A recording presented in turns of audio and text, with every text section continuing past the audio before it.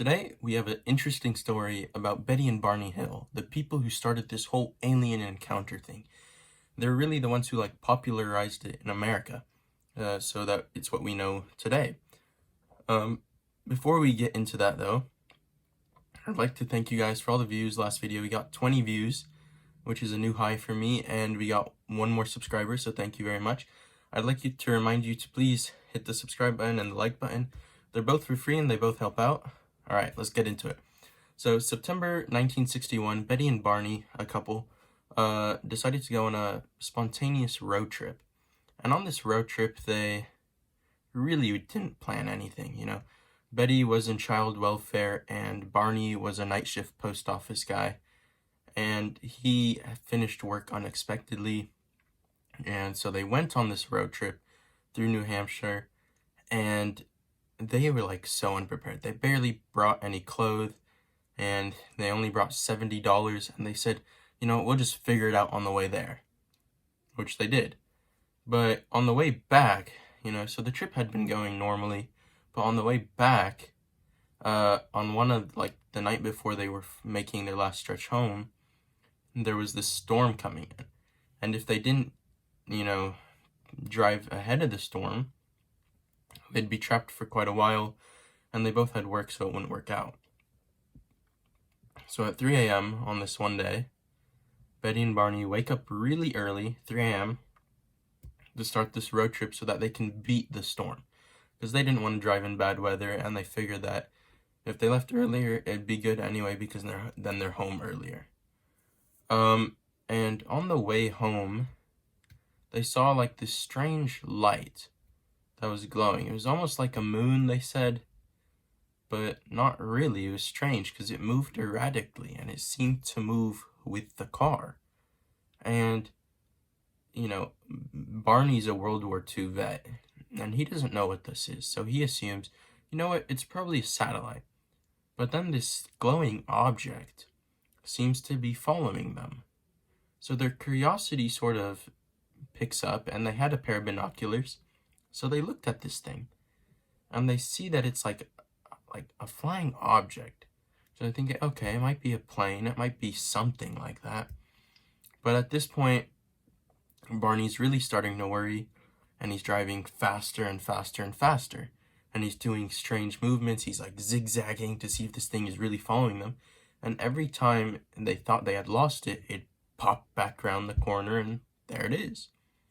And so Barney just is fed up with this. He doesn't know what it is. He's scared. So he stops the car suddenly, and he has a handgun under his desk. So he rams in and pulls it out, and he steps out of the car, but he can't move. So now he's in a state of horror. He doesn't know if he can't move because of fear or because that thing is not allowing him to move. So he gets back in the car, and his wife again looks at the glowing orb, and she sees that it was gray, and in between were windows, and at those windows were strange gray humanoid figures with large eyes, and that was that. And later that night, they both fell unconscious, both in the car, and both shortly after this period, within minutes.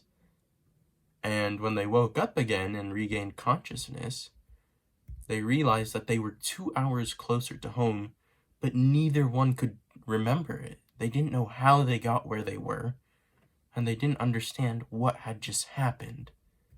So this orb thing is not there anymore. It's almost morning at this point, and they're 2 hours closer. On top of that, they find strange tears in their clothes. So now Betty and Barney are sort of stressed and do not know how to comprehend this. So they go home and they sleep, and they both have nightmares. Obviously, it's been a traumatic experience for both of them, but they don't know why they're having nightmares, and what they're seeing doesn't make sense.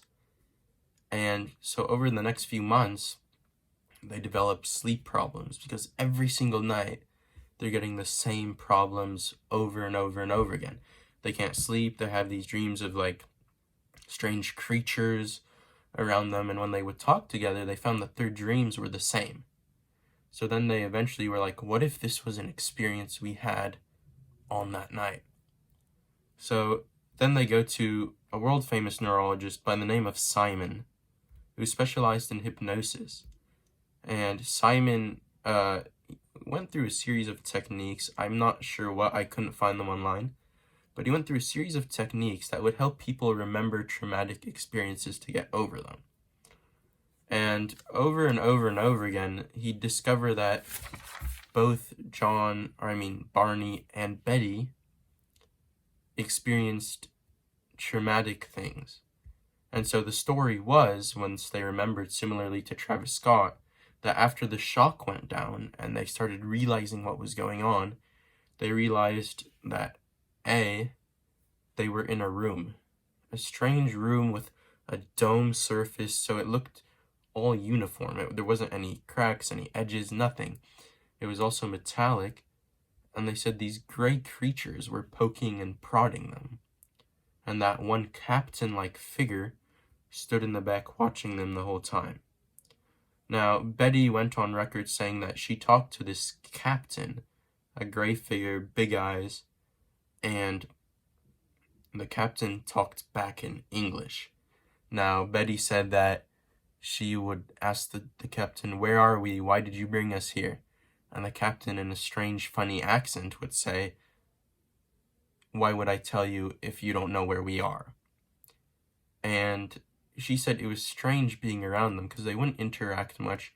They were sort of like humans, but made strange discoveries that didn't seem that, wow-like. Like she said one time, this one gray figure came in and was like, "Oh, we could pull her teeth out." Like as if it was a marvelous discovery that they hadn't known for centuries. So she sort of already immediately knew that this was not normal.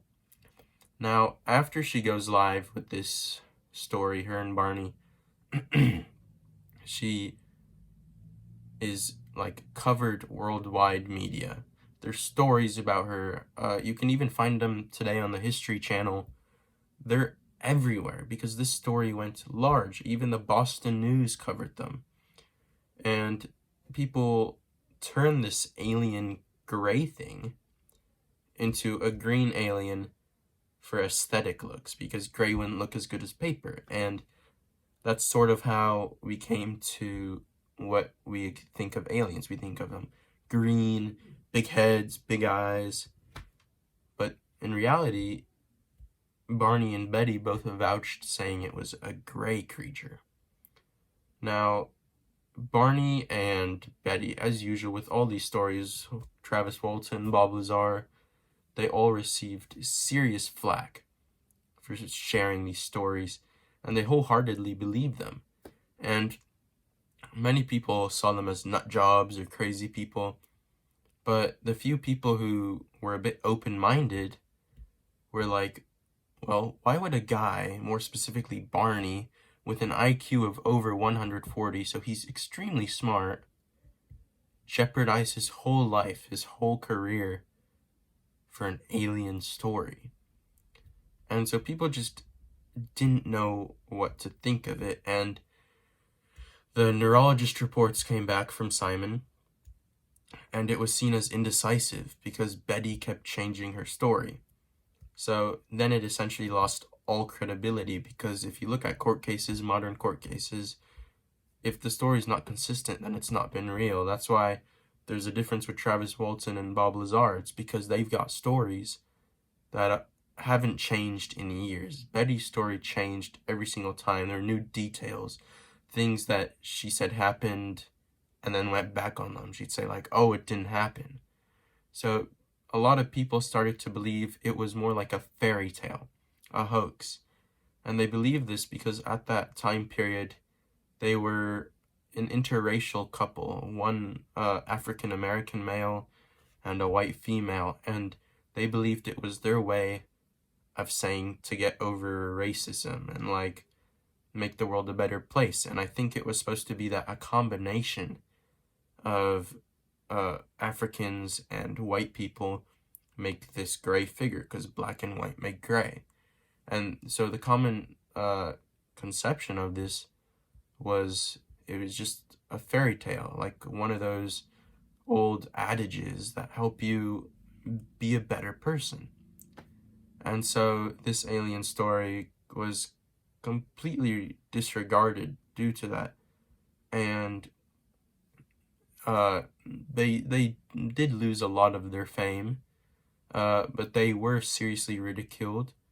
And what came out of it was the American culture we know today.